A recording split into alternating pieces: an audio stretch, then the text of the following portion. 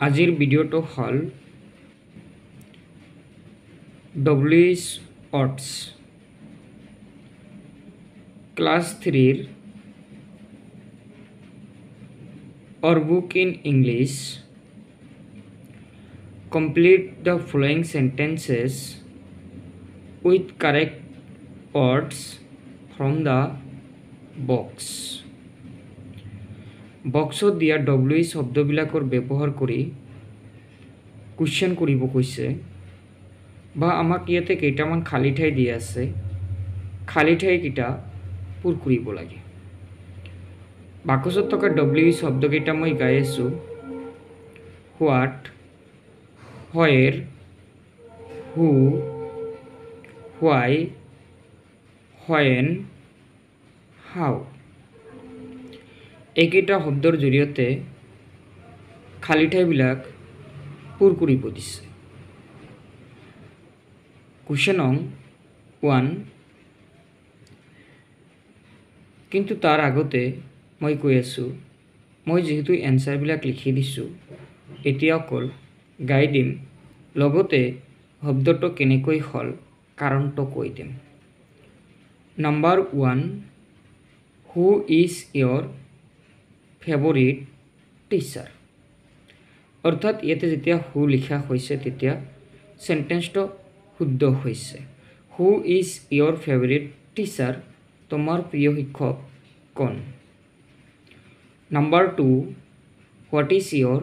brothers name তোমাৰ ভাইকৰ নাম কি কুৱেশ্যন নং 3 when do you get to bed তুমি কেতিয়া বিছনালৈ যোৱা number 4 when is your birthday তোমাৰ জন্মদিন কেতিয়া কুৱেশ্যন নং 5 where do you keep your books তুমি তোমাৰ কিতাপ ক'ত ৰখা number 6 why are you laughing তুমি কিয় হাঁহিছা number 7 how old are you তোমাৰ বয়স কিমান নাম্বাৰ 8 where are